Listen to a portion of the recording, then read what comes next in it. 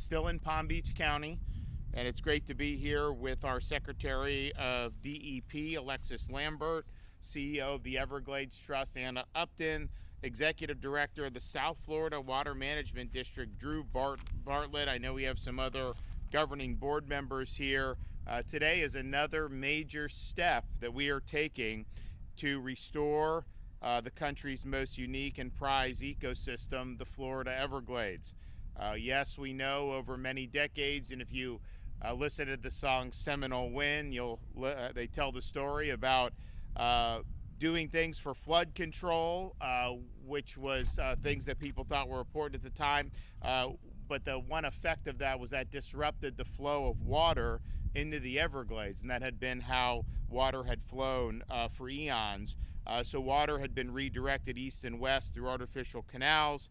It eventually produced harmful discharges in both St. Lucie and Caloosahatchee estuaries, and it took fresh water from the Everglades and Florida Bay that the ecosystem depends on. And so while there are flood control challenges that continue to be addressed both in South Florida and across the state, that can be done in sync with Everglades restoration. And we've shown just how effective that work is when done together. So this work has a return on investment, obviously in terms of quality of life, but also in terms of Florida's economy. Places like the Everglades are one reason why people like to be tourists in Florida and visit.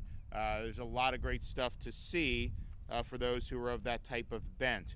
So when we came in 2019, we launched a very ambitious effort to get all this done and to move forward with really strong speed. After, quite frankly, a lot of this had been languishing and there was a lot of frustration that progress wasn't being made. We have gotten over $8 billion just in state money and state investments since 2019 for both water quality and Everglades restoration. In July, we announced that we've tripled the water storage capacity in South Florida since I've been governor, including we opened the important C-43 reservoir, which will help mediate discharges into the Caloosahatchee. Also did the C-44 reservoir, our part of that. Before we did C-43, and I know there was issues with the Army Corps, but we did our part on that. And so both of those reservoirs are really, really significant for managing the water flow. Massive reduction in nutrients in South Florida waterways, almost 750,000 pounds per year of nitrogen and about 500,000 pounds per year of phosphorus. Annual nutrient removal efforts because of those projects adding to what we were already doing. 1.8 million pounds of nitrogen and almost 800,000 pounds of phosphorus are removed each and every year. This is a major deal. We've also been able to move more water south to the Florida Everglades. That's important for the aquifer.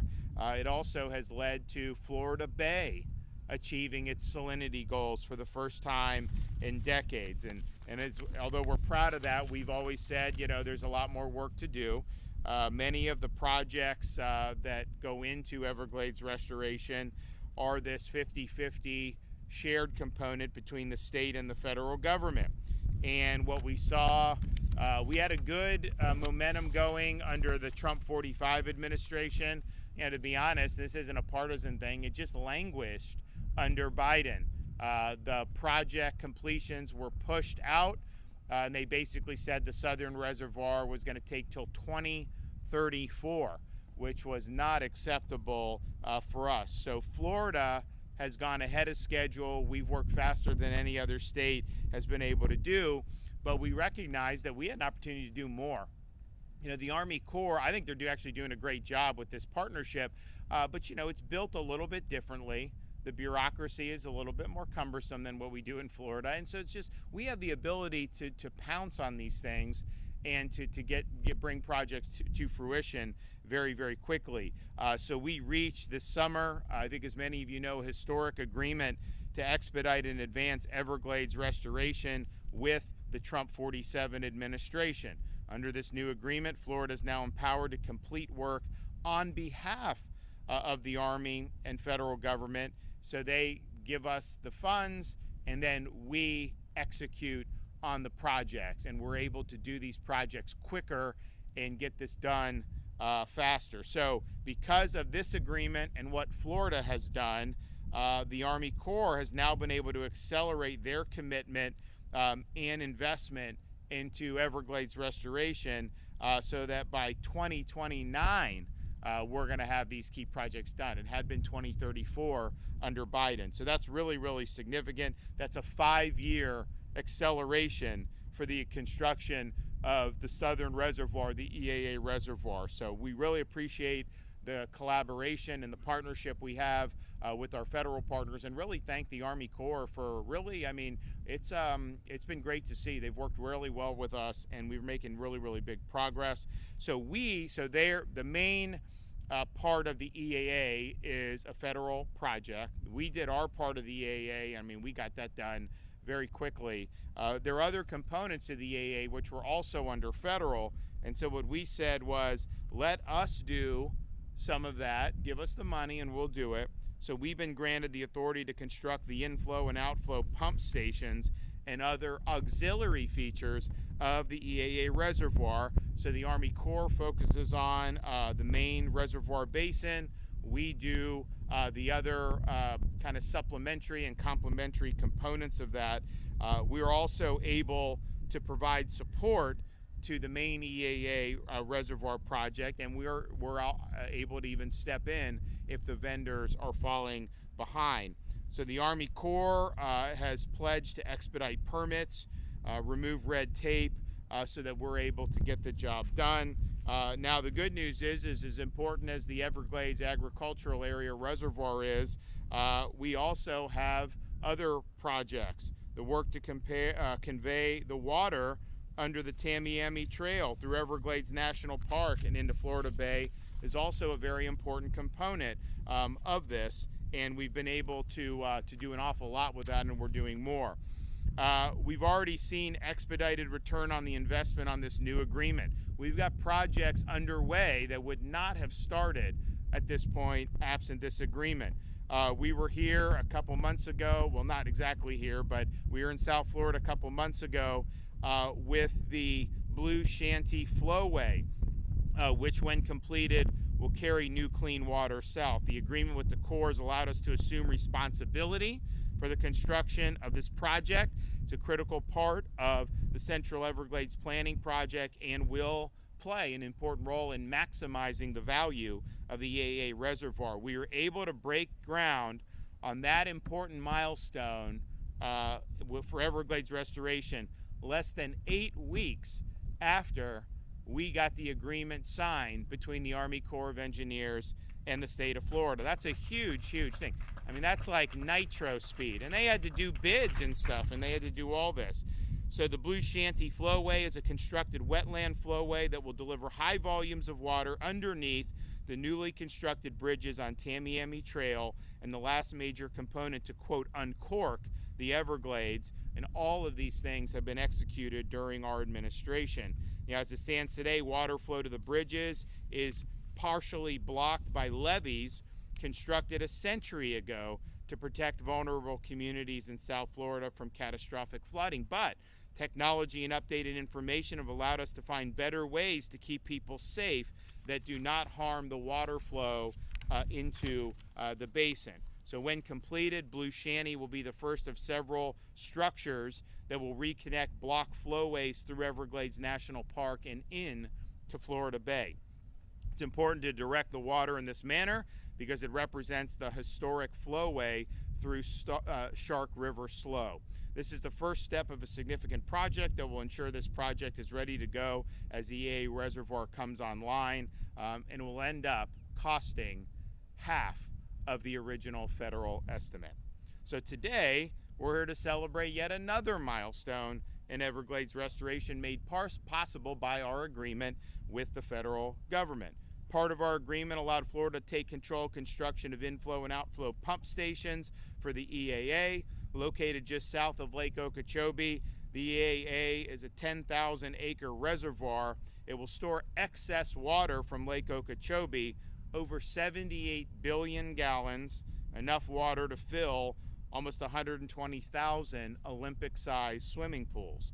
This water will then be sent to an adjacent 6,500-acre stormwater treatment area, which is what we did, where it will be cleaned and then delivered south to nourish the Everglades. This will provide an additional 370,000 acre-feet of clean water to the ecosystem each and every year. That's enough to lower Lake Okeechobee by 6 inches and significantly reduce harmful discharges to our coastal estuaries. Now the lake depends on the rain, depends on the season. We have not been hit by any tropical major hurricanes this year. I mean, we're in November. We're still not out of the woods. The likelihood goes down as we get deeper into November. So knock on wood, we get a couple more weeks to not have. It's got to be great for the state for sure. But obviously, when those systems come, that affects the levels in Lake Okeechobee. Now the reservoir, it'll be larger than Manhattan. And it'll probably be safer than Manhattan's going to be too. And when operational, will deliver between 270 to 470 billion gallons of clean, fresh water to the Everglades and Florida Bay every year. We'll also supply fresh water for the Biscayne Aquifer, which is a source of drinking water for many people in South Florida. So this is something that will be really significant. Now, we had major delays, as I mentioned, under the Biden administration. Again, it's not a partisan attack. It's just the truth. This stuff was really languishing. We have delivered with South Florida Water Management District, with Florida DEP. We have completed projects sometimes 6 or 7 years ahead of schedule and under budget. Now today, this groundbreaking on the new EAA inflow pump station, this is an essential component of the EAA reservoir project. This will have 9 pumps and will be one of the largest pump stations in the entire state of Florida. It will have the capability to move approximately 3 billion gallons of water per day from Lake Okeechobee into the EAA reservoir. It's slated to be completed 5 years ahead of our previously anticipated opening. And so today's groundbreaking marks the 80th milestone event in Everglades restoration that has taken place since 2019. Really what we needed was leadership and vision, and then we needed to provide support for the people that were on the ground getting it done, and it's worked out very, very well. So we're going to continue to do this. Now, we'll be putting out our budget for the next fiscal year, probably sometime in early December would be my guess. And while we haven't settled on precise figures for anything, needless to say, we're going to continue our support for Everglades restoration and all we've done to be able to promote conservation and water quality in the free state of Florida. It's been important, it's been meaningful, it's made a difference, and today's groundbreaking shows that we could easily, when you do these things, what I've learned is if it's the federal government and like politicians, the federal government, it's their fault, it's their fault, it's their fault. Well, yeah, we can do that and like point fingers, right? Or we can say, you know what, we'll step up, we'll do it. We did all this other stuff with our money. We weren't begging the feds to take it over. We weren't begging the feds for extra money. We did our share, and now we're saying, okay, you've got other projects, you've got the resources for that. Give us the resources, we'll do it. We'll move it ahead. We'll move it ahead of schedule. Not a lot of other states operate that way, just to be very clear about that. So we're proud that we've really been pushing forward. We don't just sit on our hands. We go out and get the job done. And today is going to be a really special day. So I want to thank everybody that's been involved in getting us to this point. We're now going to hear from some of our other folks. And so we'll start with our Secretary, Alexis Lambert from Department of Environmental Protection.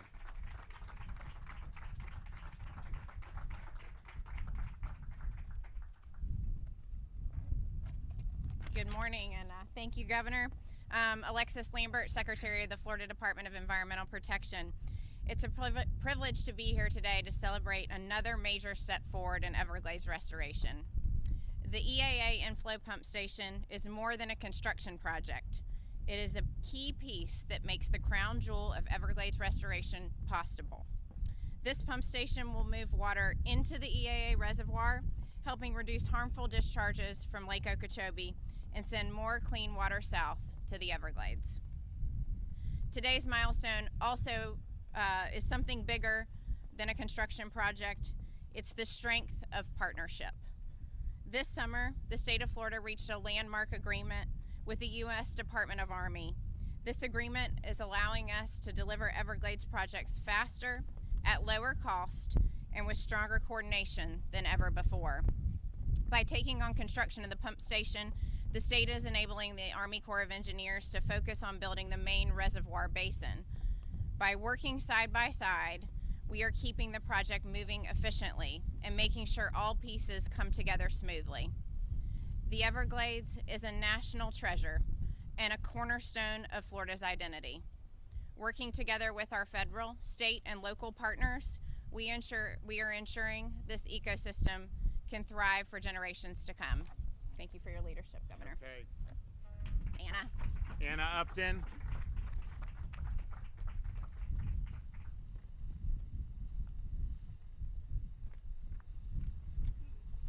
Wendy.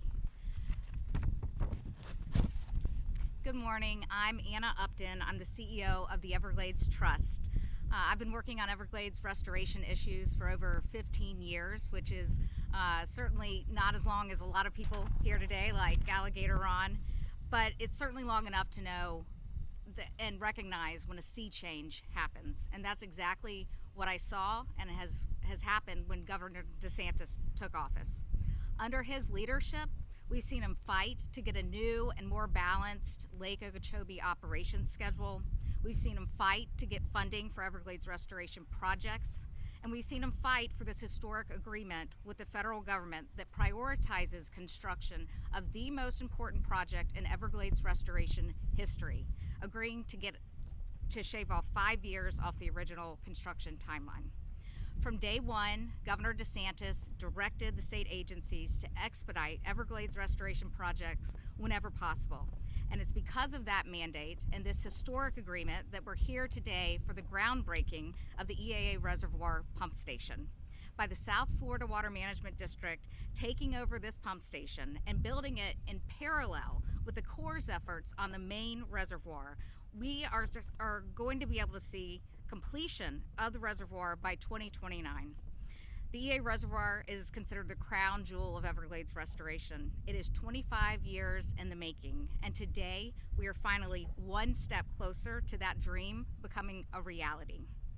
Teddy Roosevelt said, "The nation behaves well if it treats the natural resources as assets, which it must turn over to the next generation increased and not impaired in value." Governor DeSantis, you have put that principle into practice. Thank you for your steadfast leadership.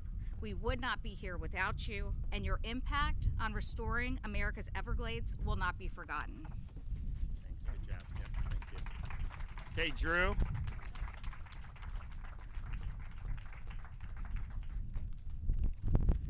Thank you, Governor. Drew Bartlett, Executive Director of the South Florida Water Management District. And as far as I'm concerned, I've got the best job in the state. I get to come here as a career environmental professional and make an absolute difference for South Florida's environment and its people. Also, I get to work with the best board of directors in the state of Florida. Governor, you're good at recruiting, I must say. But we have our chairman, Chauncey Goss, with us today. We have Alligator Ron Bergeron, Colonel Charlotte Roman, Robert Spotswood Jr., Jay Steinley, and Ben Butler. I think I got them all. So thank you so much for being here, board members.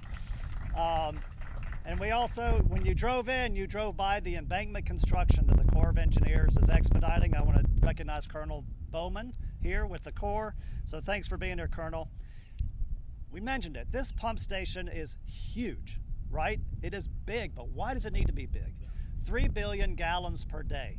Just to give you a sense of how big that is, take all the water supply systems in the South Florida Water Management District from Miami to Kissimmee, add them all together, that's 1.1 billion gallons per day, not 3 billion. That's the size of this pump station.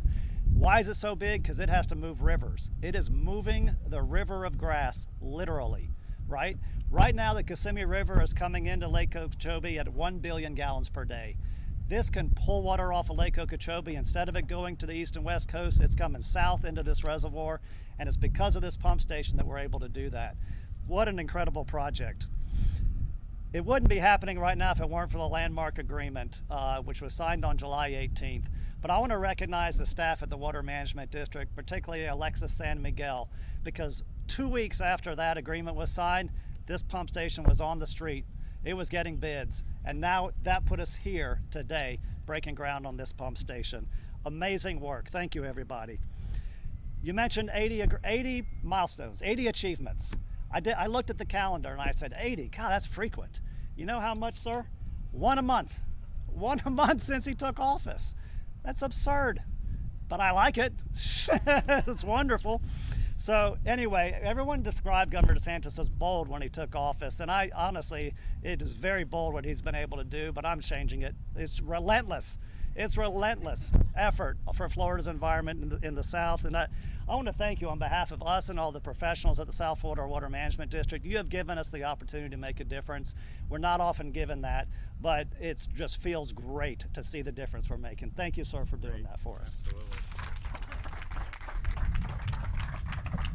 So if you see, we've got the kind of before and after how the water was flowing, and again, that was basically created by man to change the historic flow that had been done.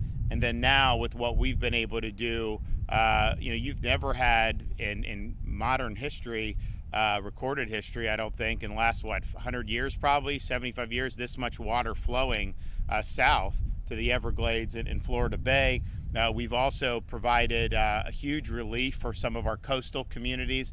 You go back to 2016, now I wasn't governor at the time, but 2016, what was happening over in the east coast of Florida, places like Stewart, massive discharges going over there, a lot of blue-green algae, big type of blooms, really impacted the economy, quality of life. It didn't, honestly, it smelled bad. I mean, it just was not good. And then in 2018, I remember I was running for governor for the first time in Southwest Florida. You had massive discharges going into Caloosahatchee, and it ended up interacting, I think, with some of the red tide, which comes in, and that's naturally occurring, but it gets a lot worse when you have all these nutrients that are spewed out there.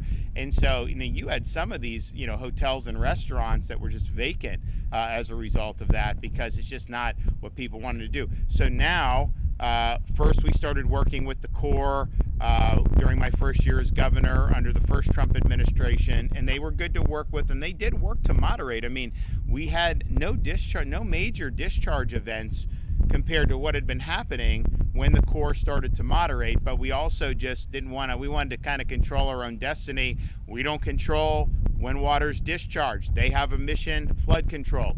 So by doing these reservoirs, you now have a place you can store, clean the water. And, like the Caloosahatchee, they actually want water part of the year to be put there. So now you have an ability to do the clean water.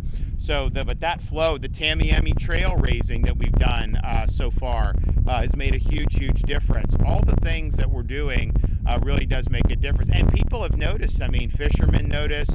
Florida Bay, as we mentioned, has noticed. I've had people tell me some of the wildlife that they've seen. They're seeing some of the different birds or something come back. We are working very hard on these pythons, and we're partnering. Got private company. We're doing all this stuff. The python removals have gone up dramatically. We want to keep that going. I mean, these things are not native to this area, and they don't have a natural predator, and so they just basically wreak havoc on the ecosystem. And they're nasty guys too. I mean, they're hard to find, and it's but we got people that love to do it, and they're now doing it. And this company is now in, they're putting up money to be able to get folks out there to capture them, because then they sell the python skin on purses and wallets and belts and boots and all these other different things. And so look, if that's what it takes to be able to incentivize the removal, so we did a lot when I first came in. We did increase the numbers, but it's like, you know, one female python can have how many eggs, right? I mean, it's like massive numbers of eggs that they're laying. And so, you know, unless you get into the nest or whatever, so we were kind of just like really kind of doing some mitigating, but it wasn't really turning the tide enough. And so now the numbers have really gone up